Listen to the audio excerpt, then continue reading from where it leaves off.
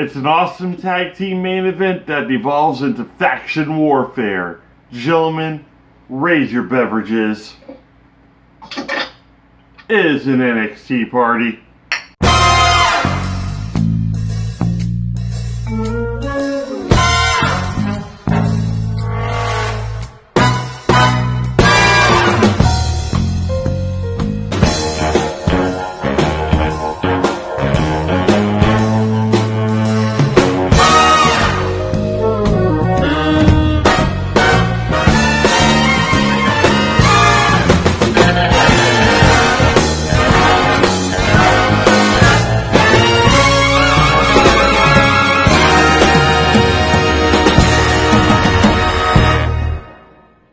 Support, no DQ. Welcome everybody to the NXT party for episode number 68 of NXT UK. I'm your host, the Rated R reviewer, Stefan Osborne, joined as always by the General Jerry Slaughter. Good morning, wrestling fans. And this morning we have a pair of special guests. First, on our left, which is odd. Stage normally right. He's over there. Yep, stage right. Normally he's over there with Jerry. We've got the Cleaver, Colin Andrew. Thanks for returning, sir. Mm-hmm. How's it going? How close are we to a baby Andrew? 24 hours, sir. 24 hours. 24 hours. Awesome. 24 hours until inducement, and then hopefully... There's going to be a new pairing night for the family. So, I'm glad we could get you one last time before you take a brief departure from everything in the world that's not your baby. Yes. On the right, we've got the Griff. This is Mark's Reviews. Yep. Mark Griffith. Sorry. Terrible with names. How's it going, Griff? I'm good, man. I'm glad to be back on the show. I'm excited. It was a good show. Congratulations to Colin, by the way. Thanks, sir. I do want to say that it was an awesome show, and I'm glad to be back. Let's get it. Mm-hmm. So, yeah, this was, I don't know about awesome show. There were parts in this show that were awesome. Yeah. But as a whole, not bad. Like, really good show. Coming off of last week that was, again, a really good show. Coming off of, like, 3 weeks in a row that were like, nah. Bleh. Yeah. But I think that was more crowd than anything else. No, I don't think so, because this crowd was not awful, per se. Until we got to the main event. But they are very disengaged, and we saw this same crowd last week. I don't know how long they have been sitting there watching NXT UK wrestling, but they sound very disinterested until there's something they can pin in on. Even the "if you hate Gibson, shoes off" chant with the shoes in the air, it wasn't like it normally is. They got maybe like a row of people into it, and that was about it.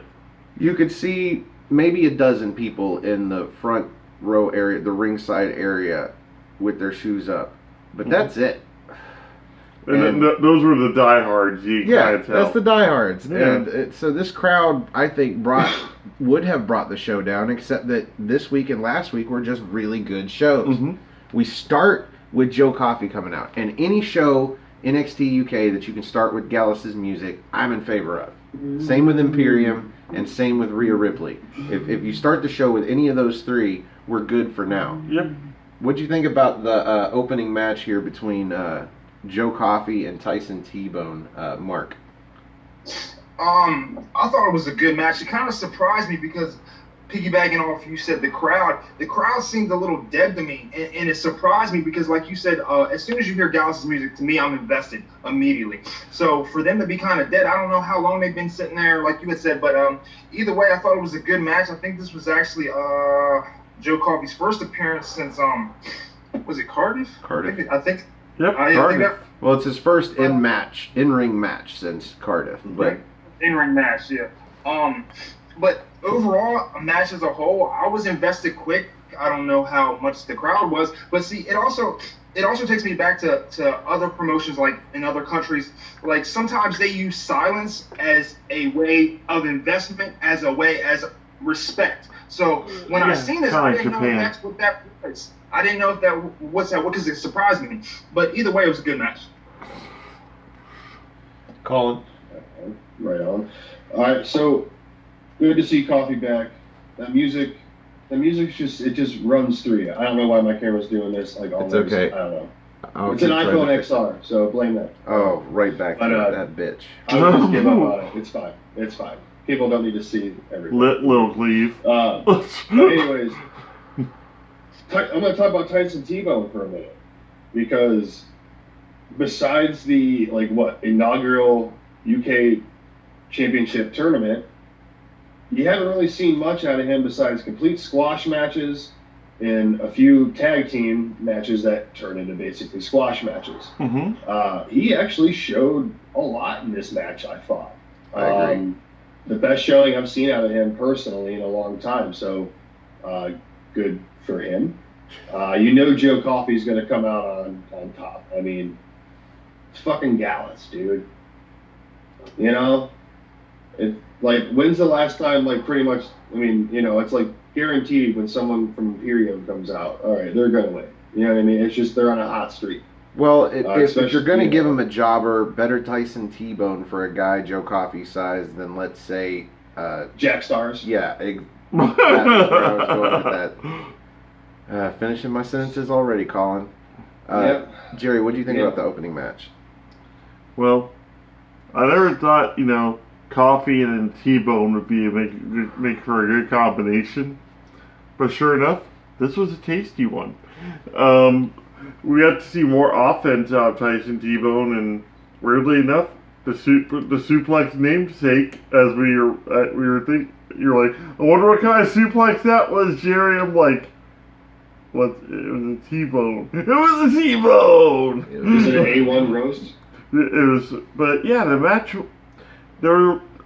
As per usual, there really wasn't that moment where I was like, oh man, Tyson T-Bone's gonna win this match, But at the same time, he was actually showing more promise than he has since, I want to say, the first episode of NXT UK. So, well, he was holding his own for a moment, mm-hmm. because Joe Coffey went ahead and played the striking game with him.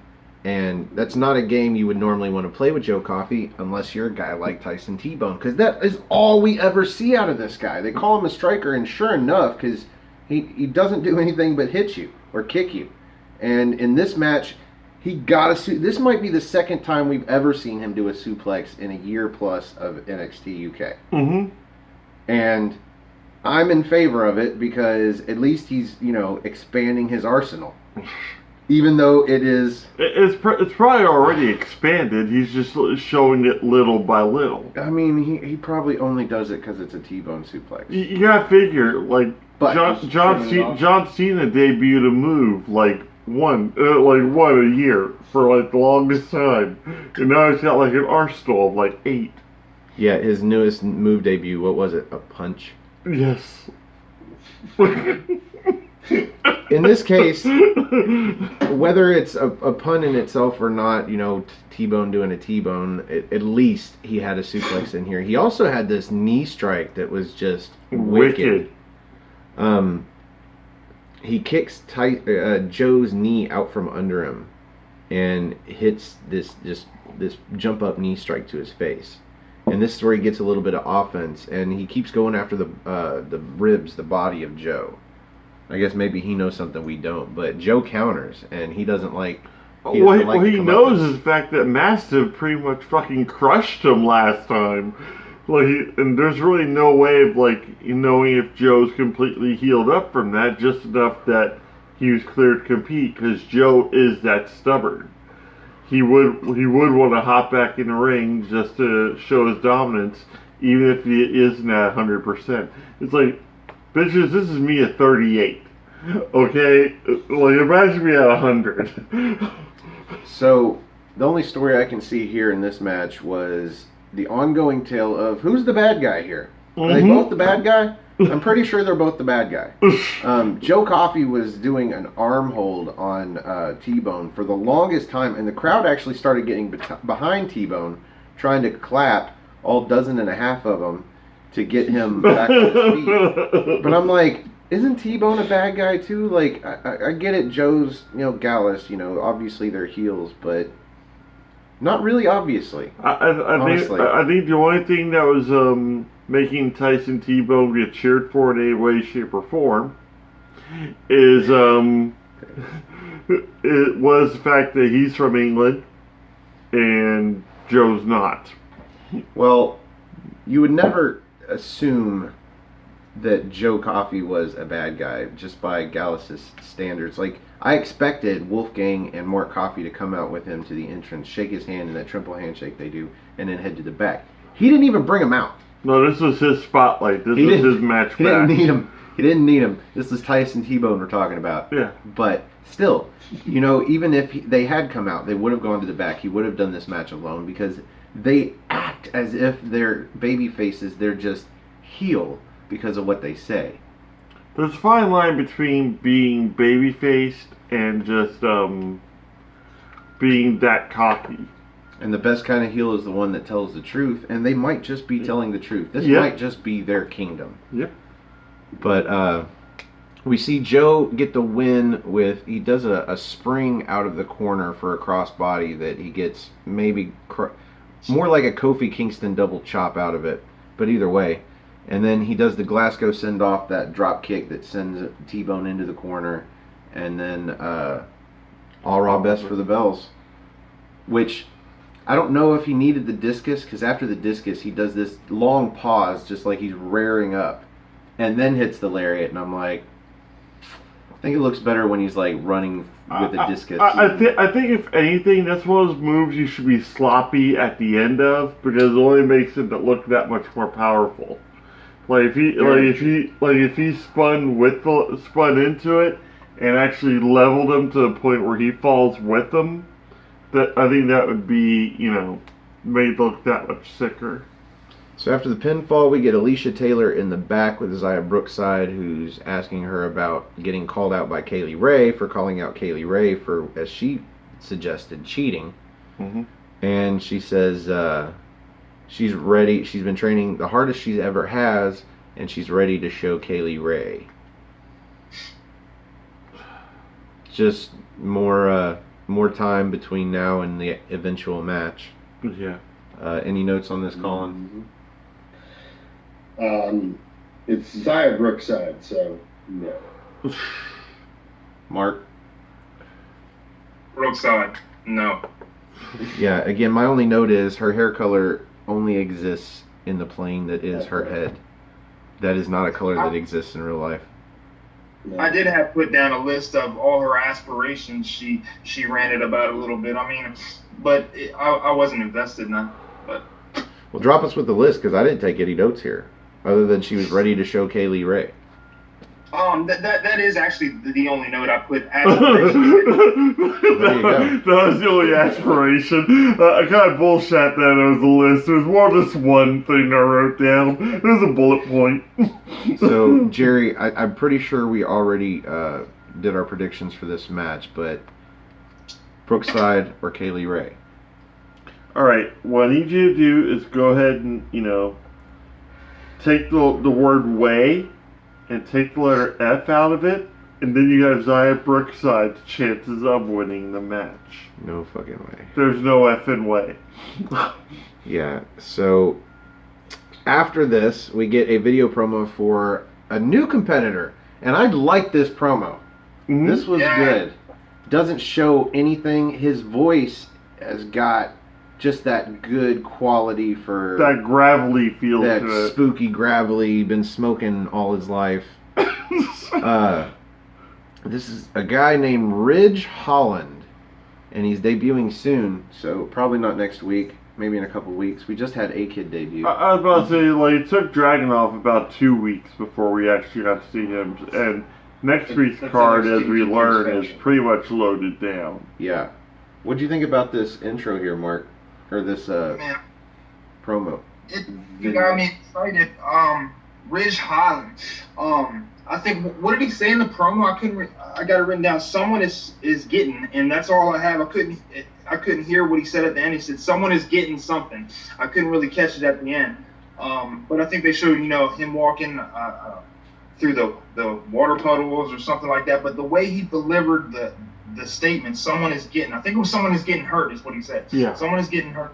I don't know. It got me excited to see who's getting hurt and who's going to be delivering it. So I definitely want to see what Ridge Holland has to offer. So this looks to me like a dark persona. Yes. And I'm pretty sure this will be the first one that we've gotten in NXT UK, other than what they should be doing with Isla Dawn, but that's neither here nor there. That's coming up in a bit. Are you looking forward to Ridge Holland, Colin? Yeah. I mean, it's always cool to see new characters come in, especially when you have a roster established, but when you have, Imperium playing both sides of the ocean with both NXTs and your Tyler Bate and a few other random people that have been rumored to do it, like, Rhea Ripley and Pete Dunne. Supposedly whenever Toni Storm comes back, she's supposed to get involved with NXT as well. So seeing new stars come in is always a good thing. Yeah, I agree with Stefan when you were saying it seems like a dark persona, and I feel like NXT UK needs that. I mean, I feel like every brand needs a dark entity character. So, we'll see. We'll see how it goes. And yeah, Jerry, you're probably right. NXT UK's like traffic pattern is in 2 weeks, in 2 weeks, in 2 weeks. So you gotta guess 2 weeks. Now, Jerry, is this guy black or white? I don't know. It's really hard to tell. But at the same time, I get kind of a Jack the Ripper kind of feel off of him. And the fact that he's already showing that he's going to be carrying like a foreign object out there with him. What was that, Billy Club? Yeah, that little Billy Club thing. That already screams heel for one, but two, he's kind of giving off that, I want to say, what I like about it is it almost gives off that Sean O'Hare type vibe. Back when he was doing that whole devil's advocate type character. I'm not telling you anything you don't already know kind of attitude. And if he pulls off that kind of persona and has the ring chops to prove it, I think he'd be a major player here. Yeah, because they don't show this. They show shadows of this guy, and you can hear his voice. So we have no idea what he looks like. He might be really puny for all we know. He looks like Morgan Freeman for all I care at this point. He sounds like a badass. Yeah, I gotta look into him and see, because I've never even heard of him. Unless it's a brand new name and there's no way of knowing. Exactly. Wikipedia, yeah, maybe. Exactly. Yeah, you'd have to look at Wikipedia, and it's like formerly known as. It's like, oh, it's that guy. Fuck him. So from the mysterious Ridge Holland, we go into what I originally called a video package, but apparently this was the up close with Piper Niven. And it is video package. It's a lot of her history. It is an interview with her where she talks about all kinds of things. Why don't you talk about it a little bit, Colin? Well, she, was saying that she was flipping through channels one day and saw there was fireworks and these lights, and it was the Undertaker beating up some Soon. And she just thought it was awesome, and she started training since she was like 16. And it just took it a little deeper into her. It felt like it should have been like aired during a WWE network transition, how they have those little clips of like the Chronicle and this, that, and the other. I felt like it should have been saved for that. But I mean, I don't know what they're going to do with Piper Niven at this point. Is she a viable contender for the title? I mean, yeah, but I just don't see how she's going to get there at this moment. She had a lot of momentum coming in with her and Rhea Ripley, to be honest with you, and then they dropped the ball on that pretty hard, in my opinion. Rhea did basically endorse her after their tag team victory last week. Yeah, but I just don't. I don't know. I don't know what they're going to do with her, but I thought overall it was a good little, I guess, extended video package, interview, documentary. All this did for me was give me excess backstory on the actual Piper Niven that I don't care about. Mm-hmm. I want to see her get better in the ring, develop a moveset that is her own and not Dave Mastiff's, and one that is safer for the people that she is working with. because she can do it. If they have welcomed her into this community, then she can go in there and act like a powerhouse woman instead of trying to do all these running moves. They have a performance center there that she can learn from the greats, you know? So anyway, this did very little for me. What about you, Mark? I'm gonna be 100% honest about this. This was actually the segment that I actually chose to have to skip in order to make it here on time to review the show. I'm actually glad you asked Colin to go first because I would have been drawing a blank on that. So it's glad to know that they took time out to do a story with Piper. But like I wouldn't be invested enough to even want to listen to it. I don't know how you guys felt, but either way, I mean that's great that they're getting behind her a little bit, but I mean I don't care. Jerry, I don't. Jerry, did this do anything for you? With me, like, the most badass Piper has looked to me in any way, shape, or form. It's two. It's my thing. It's my go-to. Was the first night she showed up and told Ripley that, you know, there's pretty much a new bully in town, more or less. And after that, I couldn't really care anymore. Maybe it was the leather jacket, you know, and the NXT shirt. She looked more like she was ready to go to a bar, throw back some beers, and then beat the hell out of you. But since she like debuted that weird green thing that she wears, and being so light and friendly with everybody, I'm like, she kind of lost me. If she was like still just this bruiser brawler from like Ireland, or is it Scotland? I think she's from Ireland. I think it's Scotland, bro. Yeah, Scotland? Alright. Scotland. Well, yeah, that's right, because she, went against, Kaylee Ray at one point, I'm pretty sure. But, I'm not invested. Ayrshire, Scotland. I'm just not invested in her. Yeah, she debuted with a hot streak as kind of this bully killer, and now Rhea Ripley is a face and is no longer a bully, and she has no other bullies to go after, unless you're counting Kaylee Ray. Maybe Kaylee Ray does something very dastardly to Xia Brookside. And that's what's going to set up for their match, like for the title. I don't want to spoil anything, but yeah, we are going to get that match. Yeah. In this case, I don't see where Piper Dawn is going from here. Like, obviously there are options, but what are they doing? Because it's not doing Piper Dawn? Piper Dawn? Piper Niven. Well, that gives away our next match. We got Killer Kelly versus Isla Dawn. We figured this was coming because Killer Kelly said she was going to go pick a fight with somebody after seeing Isla Dawn go into the women's locker room. And so here we are. Killer Kelly has a badass new entrance music. Just badass entrance in general. She's just a badass. Sure. She looks like a badass coming to the ring. Yeah. Let's see, Colin, what did you think about this second match of the night? Well, Killer Kelly has, kind of been jobbermania to me, and so has Isla Dawn. So, someone had to finally get a victory here. Mm-hmm. But I actually thought Isla Dawn looked pretty good in this match. She got her first win in a long time. And, she had what was that? She did something super wicked to Killer Kelly that kind of like straight disabled her from the match for a little while. And Nigel was like, "Oh, she's hurt bad." She did like a snap mirror or something across her neck. It was almost a judo throw, but when she came up to grab her, it looked like she palmed her in the face and then took her over, and Killer Kelly had a bad landing on her neck. But she just kept laying into her, which told me that somewhere in there, Killer Kelly said, "I'm fine, it's cool." But they played up on it, and the finishing move of the match put Killer Kelly on her neck. Yep. So there's your story right there. For that, intentional or not. Yeah, it's turned into a good match. That bridging German suplex. Mark, the bridging half Nelson. Mark, what were your thoughts on this match? I thought it was a pretty good match.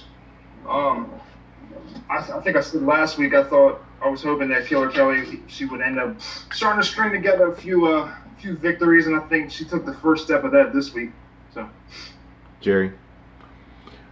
The only thing I really liked about this match was the finish, the half Nelson with the bridge. That was actually really impressive. The fact that Killer Kelly just kind of laid there so folded up afterwards was actually pretty cool. But Isla Dawn needs to settle if she's going to be a face or if she's going to be a heel.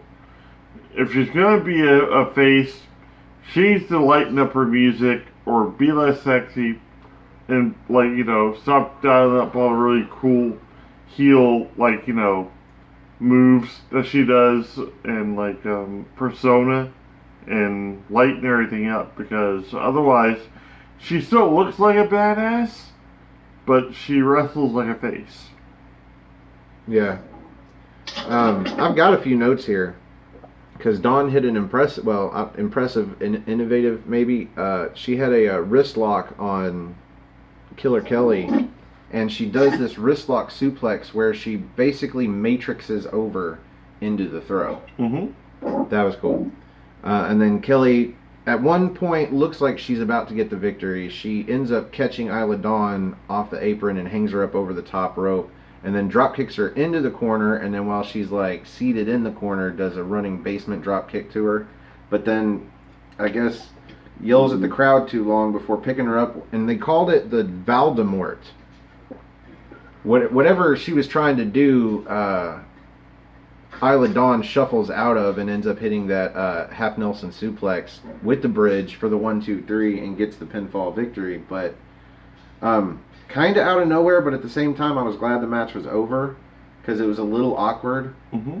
I think, was it this match? There was a botch in this show somewhere. I hope somebody recorded it. But I was expecting, honestly, to see Killer Kelly win. Because Isla Dawn has some victories under her belt. Whether it's been a while or not, she has had some victories. I don't think Killer Kelly's had a victory at all. No. And they're trying to re-push her. So. You don't re-push her with an immediate loss. Unless you're planning on doing something big with Isla Dawn. And I don't see... Weirdly enough, granted, I know she'll be possibly out-wrestled by her. But if her and Tainara were to either team up or go against each other, I think it'd be a pretty cool match. So we get an announcement for next week: Tyler Bate versus Cassius Ohno. So we've seen this coming, and this leads right into a video promo for Cassius Ohno where he calls out a good promo. He calls out British Strong Style for ripping off Japanese Strong Style, or the original Strong Style, and Tony Inoki or something like that. Yep. And he also calls out Tyler Bate and says that he's calling him out, or just he says Pete Dunne's gone, Trent Seven's in shambles, all that's left is Tyler Bate. I don't know about shambles. He won his last match against Noam Dar. But he said he's in shambles. Those were his exact words. So there you go. I don't know, man. Cassius Ohno over Tyler Bate. I don't see that happening. I see Tyler Bate with the victory. Mark? Yeah. Tyler Bate or Cassius Ohno? I'm definitely going to have to go with Tyler Bate. Colin? Let's see. We got the big strong boy versus the knockout artist. Somehow, I don't know how, somehow, some way, I would love to see it, because the whole storyline going on right now in NXT with Killian Dane and Pete Dunne, and how Bate was attacked by Dane. I would love to see Dane show up in NXT UK and take out Bate during this match. That's a possibility. Swerve! Jerry? Ohno or Tyler Bate? Fantasy Warfare Jerry would have Cesaro show up, and Cesaro and Cassius Ohno team back up and go after beat against Mustache Mountain, because that'd be a sick match right there. That'd be sexy. That'd be a sick ass match. But I think Ono is going to somehow pull off the victory. And I found out something really interesting. The other day I was watching a CM Punk video, and he was talking about how he actually had the idea for the Shield. He was going to bring in Ambrose, Rollins, and Ono. And Ono got replaced by Roman Reigns by the WWE brass because they like the look of the guy. So I'm thinking it's like, man, if Ono had been part of the Shield, that would have been way different. Way different. Right? Imagine Ono being the Roman Reigns. Imagine Cassius fucking Ono, Chris Hero, the one as like the face. Because you'd have the... I don't think that would have happened. I think they would have not pushed the Shield as strongly as they did. No, they wouldn't have. But you would have. Honestly, if Ono wasn't so out of shape at that time and shit, he would have probably got the. You know what I mean? If he looked like he did 10 years ago. I think that's what it was too. The fact that he was so out of shape, Vince was like, "We need somebody that's in shape. We need somebody dark, brooding.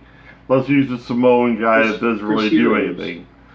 But you have like you would have had the architect, the lunatic fringe, and the genius, and the guy that ate Chris Hero. But we are going to get that match next week. We got 3 against 1. Jerry's the only one that thinks Ono's going to beat Tyler Bate, but whatever.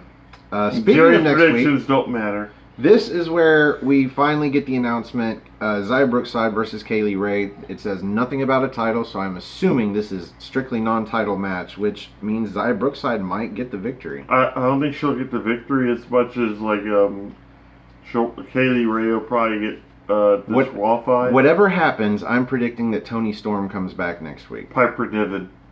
Anyway, we also get the rematch, Travis Banks versus Ligero, the match that ended in a double pinfall, where both of them thought that they won, and I don't understand because they knew that their shoulders were down. Mm-hmm. They should have both thought that they lost. Anyway, and then the ref brings them into the ring and holds their wrists as if he's going to lift one of them. You guys bored us so badly. I want you to know how badly you bored us, so I'm going to hold both your wrists down. Here's the pose of shame. Support! No DQ! We've lost Mark, but we are going to trudge on anyway.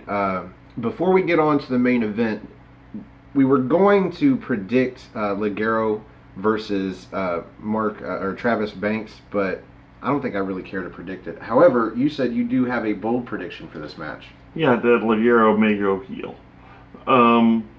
There's got to be some sort of takeaway from this match, and for Ligero to go heel at this point, it wouldn't shock me, because he's showing glimpses of, frustration and how his career isn't taking the trajectory that it should be. So it'd be cool for him to start wearing the darker colors, for him to possibly even get rid of the horns on the mask, so to speak. But at the same time, you still have Travis Banks go heel too, because he's got the flat face, he's got the stern look and everything, and a more aggressive side could actually make him more of a viable contender for the, eventual European Championship. Interesting. So either way, if somebody goes heel in this match, that means they're getting pushed, versus these two that just seem like they're spinning tires. Very, very interesting. So that brings us to the main event. Yes! We have Mark Andrews and Flash Morgan Webster, collectively the South Wales subculture, versus the grizzled young veterans Zach Gibson and James Drake. And this was a really good match. Mm-hmm. Really fucking good match. Almost great. The ending was not great to me, but the aftermatch was still relatively good. It's a lot to digest. Shout out to the channel. But before plug before I break down the entirety of this segment, Colin, what did you think about the main event? It was splendid, I tell you. Jolly hell! Jolly! It was a jolly good match. Jolly good match! Yeah, I could watch these two teams wrestle in the ring all day. But no, I thought it was a great match. These two teams get better each time they wrestle with each other or wrestle together. We saw Gibson get real pissed. A couple times, which I don't know. Because what else, at this point, what else are you going to do with the Grizzled Young Veterans? So I don't know, we saw a little bit of frustration on Gibson's part. Yeah, where Drake had to cool him off outside the ring by telling him to stick to the plan, and the ref gets involved, like, hey, get back in the ring, and Drake just looks at the ref and he's like, chill, bro. Something like that. He's like, it's like, hold on, off. All right, you see, we're talking here. Wait a fucking minute, guy. Yep. Yeah. Excuse me, good sir. We are in the middle of a conversation. Stick with the game plan. That was relatively early in the match, too. It really was. I agree. The ending of the match wasn't a fan of. The aftermatch was banging. I'm hoping they keep Andrews and Webster together for a little while longer. At first, I wasn't a big fan, but the more I watch these two wrestle as a team, the more they're growing on me. So, again, I can watch these two teams wrestle each other all day long. It was a great match. I don't want to say like great, but it was a good ending for a somewhat lackluster show. Jerry? I don't know what match you guys are watching and what aftermatch you're watching, but I loved every bit of this. Like, even the way the ending unfolded and everything just seemed perfect to me. Granted, I was kind of uneasy at one point, when Gallus came out there, like just Mark and Wolfgang, and they're watching the match. I'm like, okay, so they're gonna let everything play out. They're gonna let this whole thing, go the way it's supposed to go. But then I saw Eichner and Bartel, and I'm like, oh, this makes all the sense in the world. Oh, this is gonna be glorious. And sure enough, in my head, what was going on in my head actually happened, and I was happy with this. And then I got even happier as it progressed even further. And then by the time all the elements were in place, it was on, and it was glorious. So for me, the best part about the beginning of this match, because this was very standard for like 2/3 of it, where eventually the Grizzled Young Veterans started working over Flash Morgan Webster and him trying to get the hot tag, and then being smart, heel tag team and preventing him from getting, it was all very standard though. My favorite part about the beginning of this match was the commentary throwing shade on the crowd. Yeah. And it all built to who is it? The new guy, Tom Phillips, asking what the crowd was chanting with their shoes. He's like, do the folks have their shoes in the air? And Nigel's like, well, this is because he was commenting earlier on how the crowd was chanting things so complicated. Why bother? And he said, well, this is one everybody knows. If you hate Zach Gibson, shoes off. Yep. And he's like, and Tom Phillips is struggling with his shoelaces, and he's like, are you taking your shoes off? I thought you liked this guy. He's like, I just want to be part of the crowd. It was them being clever, and he's definitely, Nigel has definitely has stepped into the Lord Alfred Hayes role in the commentary, where he is totally the heel commentator here in NXT UK, versus how he's kind of like the in-betweener on NXT, but he is full-fledged heel commentator over here, and I love every minute of it. He's just great. So, yeah, like I said, the first 2/3 of this match was just the Grizzled Young Veterans working over Flash Morgan Webster, the man with 3 names. Mm-hmm. And at one point, he goes for the hottest of hot tags, and Mark goes over there. I think it was Mark. Zach goes over and pulls Mark Andrews off of the apron to prevent the hot tag. But after this is when Mark Coffey and Wolfgang come out with the titles around their waist, and they're standing at the stage/ramp just watching the match. Mm-hmm. And I'm like, well, they're going to get involved. And but the distraction allows Flash Morgan Webster to finally get out of dodge and hit the hot tag. And Mandrews comes in. They called him the White Lightning. And Jerry's like, "Why has it got to be white?" And I swear to God, Is that racist? he hits that assisted 450, standing 450, which was just beautiful this time around. And hits that wheelbarrow. Okay, so early we saw, and we've seen this before out of the Grizzled Young Veterans, they do that Jeff and Matt Hardy style leap off of the other one's back as they're on all fours. Well, they go to do that this time, and Mark Andrews catches, I think it was James Drake, out of midair and hits him with a sit-out powerbomb. That was nuts. And then he does that wheelbarrow roll through, but instead of planting dude, he leaps over the top rope and comes down on Zach Gibson on the outside and hits him with a fucking Hurricane Rana. That was crazy. And then Flash Morgan Webster on the inside hits a swanton onto Drake's back, gets a near fall. And then Gibson kicks Flash Morgan Webster's leg out. He's already gotten rid of Mandrews again. He kicks his leg out from under him in the corner, where now he's like draping over the middle corner rope, and Drake runs in for the grit your teeth, and then Zach Gibson hits the double lung blower, the ticket to ride, draped from the corner, and they go for the pinfall and get a near fall. Flash Morgan kicks out. That was nuts. And then he counters. They go for a Doomsday Device, and he does that victory roll, gets a near fall out of it. And then Mandrews counters the suplex with the Poison Rana. All four men are down. And at this point, Fabian Eichner and Marcel Bartel come out. And they look at Gallus. And Gallus takes one look at them and breaks for the ring. Yeah. Gets in the ring and automatically attacks the Grizzled Young Veterans as they've just gotten up. And then Imperium runs to the ring, of course, just Bartel and Eichner, but they run to the ring and they attack the South Wales Subculture. And they get all of them out of the ring, and now we have 2-on-2. And then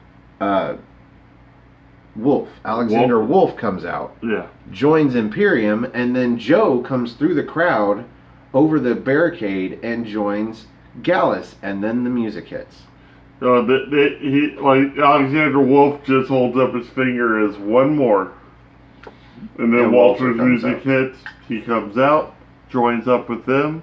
But Gallus stands their ground. In fact, they advance. They get into the ring, and they're ready for a fight. And then Ilya Dragunov's music hits. And he comes out. And he gets in the ring, and he stands side by side with Imperium, and it looks like it's going to be 5-on-3. Like, this is definitely a beatdown Gallus should be running from, but they're not. Because, again, they don't act like heels. They act like baby faces. They're going to face this down. But instead, Ilya Dragunov switches sides, and he stands alongside Gallus. And then the 8-man breakdown.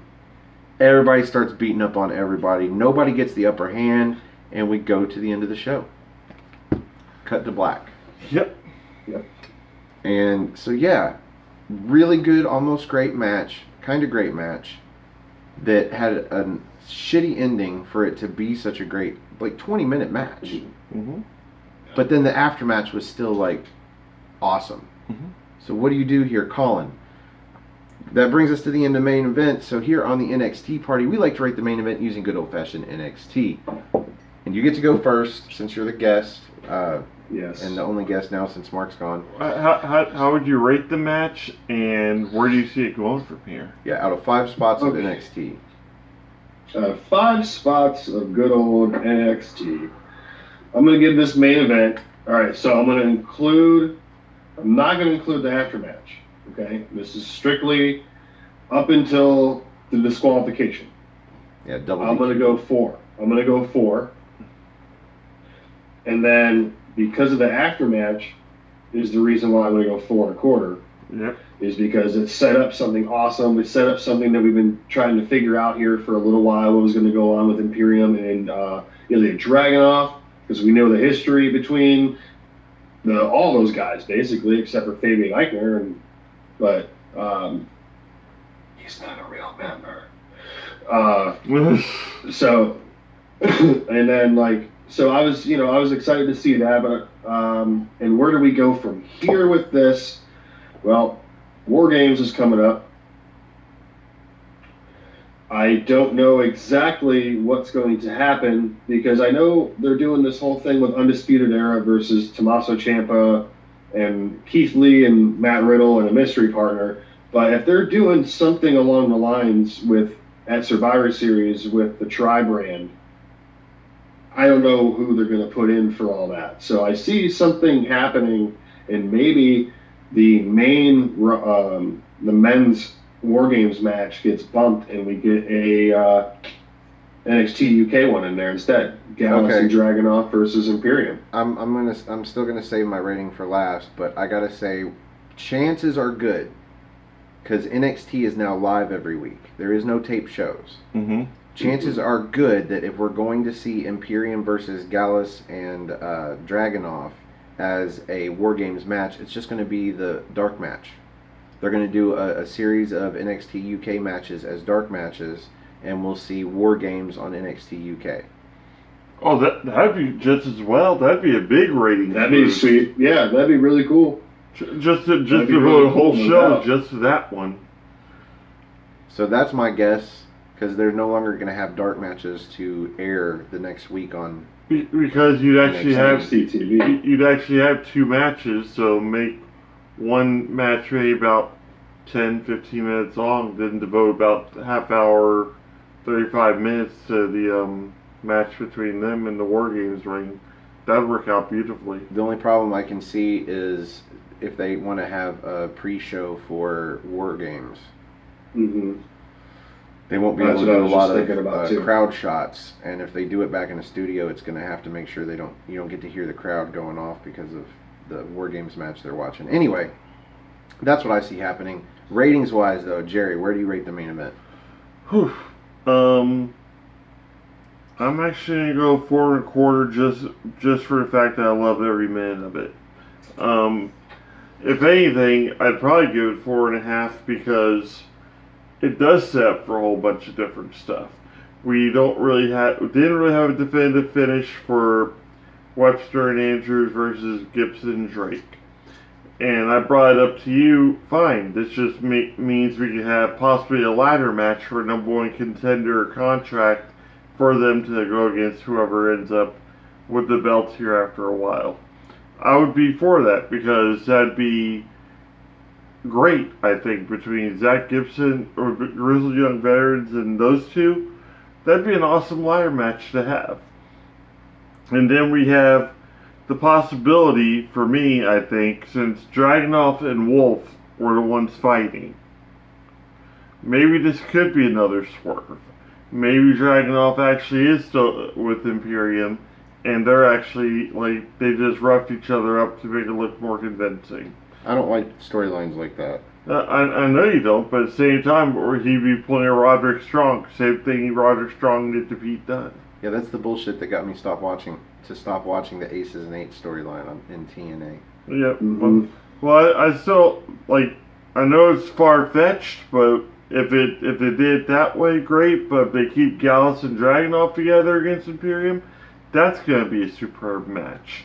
So, everything about this, just the build-up, everything 4.5. I'm going to go 4.5 for this. Wow. So, for me, it was kind of great, the match. So I'll start at 4. The lowest of the great numbers. I'll start at 4, and yeah, the aftermatch was awesome, and it sets up for so many things, and it moves a lot of the storyline forward, and so definitely an extra quarter star. But the finish, ending in basically the match is thrown out. I don't know if it's a disqualification where the South Wales subculture wins because I guess the Grizzled Young Veterans would win because they got attacked first. Yeah. Yep. Or if it was just, no contest. I think it was ruled as no contest. Either way, bullshit ending if you're going to give me a 20-minute match. Fuck that. So I'm going to bring it back down. I'm just going to call this 4 spots of NXT. Can we imagine this real quick, though? and I know it's very far-fetched, but it'd be, I think, a pretty cool concept. The Grizzled Young Veterans and the South Wales subculture. South Wales, whatever. So Southwestern Airlines, whatever. They put aside their differences just for one match and have a 4 versus 4 versus 4 match. Interesting. I was honestly thinking more of like a fatal 4-way tag team match for the titles. You got, Andrews and Webster, Grizzled Young Veterans, Gallus, and then Marcel Bartel and Fabian Eichner. Yep. A 4-way dance for the tag titles. Oh, that's the way it ended, because all 4 teams were the ones to initially be in the ring at the same time. If you think about it. Yeah, but then it became Imperium versus Gallus. So but I can see. But I'm saying down the road, not like right away. Yeah, we'll see. It's good. I can see it actually happening after War Games. Yeah, maybe. Like basically after the match. Yeah. Like pretty much maybe another month down the road, have that be like a main event on NXT UK show. So for once, it's not unanimous. 4, 4 1/4, 4.5 spots of NXT for the main event. That brings us to the end of this episode of the NXT Party. Thank you for joining us. Please join us next week where we'll be live for What's NXT, our NXT review on No DQ's YouTube channel. That's Aaron Rift No DQ. And click the bell icon for that channel, because that'll let you know when we go live. Because it's not usually a set hour or anything. It's just after we watch the show. So join us there. We got double digits in live viewers for the first time ever. Yep. Yesterday's show, so that was awesome. I'm glad we got to do this show with a couple of guests, although we are down to 1. If you would like to be a future guest on this show and come help us have a spot of NXT and review a future episode of NXT UK, I pulled on his beard. Big screen like Colin here. I pulled on his beard, and now I'm crushing his head. Come on the show, review NXT UK, and drop all your plugs, so maybe you can get a few extra subscribers. Colin, what are your plugs? Well, you can find me on Twitter at NoDQ Colin Andrew. You can follow me on Instagram at Colin26Andrew. You can support my YouTube channel at The Cleaver Colin Andrew. I just posted my latest Chopping Block series video earlier this week. Are you sure it's on Prime Cuts? It was supposed to be Prime Block, and I just, I phased out and just started talking to the camera, and then by the time I ended the video, I was like, shit, I said Prime Cuts twice. So I just made a disclaimer in the edit video and just called it a day. But, yeah, so you can, like, share, subscribe for my channel as well. Keep supporting these boys. Support our good friend Noah Foster, Noah Foster 210, or NoDQ.com/Noah.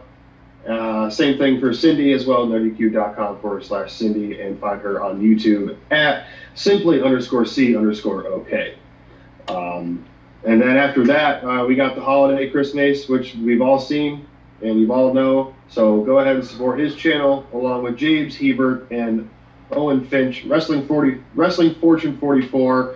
And what is it? Wayman Youth Wrestling for James Hebert? Weymouth. Am I right? Weymouth? Weymouth Youth. WEYMOUTH Youth Wrestling. Weymouth. But yeah, that's all for me. Again, NoDQ Colin Andrew Twitter, and hit me up, talk some wrestling, and eat some meatloaf. And Thanks, our lost guest, the gentleman who died of dysentery along the Oregon Trail. Find him at Mark's Reviews on YouTube. I don't know his Twitter handle, but I don't know if he has one. Or Mark Griffith on Facebook. Yeah, Mark Griffith on Facebook. I don't know, but I don't know if he'll add you. We will not add you. No, we won't. But if you want to find me on Twitter, you can go to nodq.com/Stefan. That's STEFAN. Or if you just want to look me up on Twitter, it's at Stefan R. Osborne. OSBORNE. As always, the R stands for restricted. Cunt bomb. You can also find the gentleman on Twitter at NoDQ Journal, and also my Facebook group Armbar, all capital ARMBAR. Exclamation point! Wow, that is a mighty looking exclamation point. That is mighty. That is mighty looking. So it's there for discussions, memes, whatever. And as he just said a minute ago, don't try to add us personally on Facebook because it won't end well for you. No, but you can follow me on Instagram now at osborne.stefan. That's where I have a profile picture and no content. I get tagged and stuff, but I don't respond or do anything. I don't use Instagram. Don't be a dick though. Respond. When I tag you and stuff, it's because I know you're gonna like it. So respond. Just click the like button. I don't even care. Oh, that doesn't put anything on my page because I want my page to be completely content free. No, it doesn't. It doesn't put shit on it. I just like tag you in a post and like, dude, check out this sweet ass drum set. All right. Cool. So I'll check that shit out. But yeah, I'm content free and I'm trying to get to 100 100 followers. Content free, absolutely content free. Maybe then I'll start like using Instagram, but till then, doubtful. You can also find me on Patreon now at Stefan R. Osborne if you want to help contribute to the show. Again, I have a green screen that I just got that costs money, and I don't get paid for the show, but I like to make changes and upgrade the show, and we're going to try the Chroma Cast when we can. But again, we need suggestions from you guys down in the comments of what you want to see, like behind us.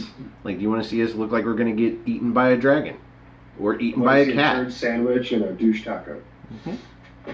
Other than that, yeah, I think that's all the plugs. If you like our show, click the like button that's underneath me over here. And if you like all of our shows, do yourself a favor, click the subscribe button over there underneath Jerry. And subscribe to No DQ, of course, but also subscribe to our channel, Aftermatch Wrestling. That's all one word, Aftermatch. AFTERMATCH, Aftermatch Wrestling. And that's where this show, the NXT Party, goes up first and in HD. You can also find it on No DQ. Either way, subscribe to the channels, and we will continue to try to go live.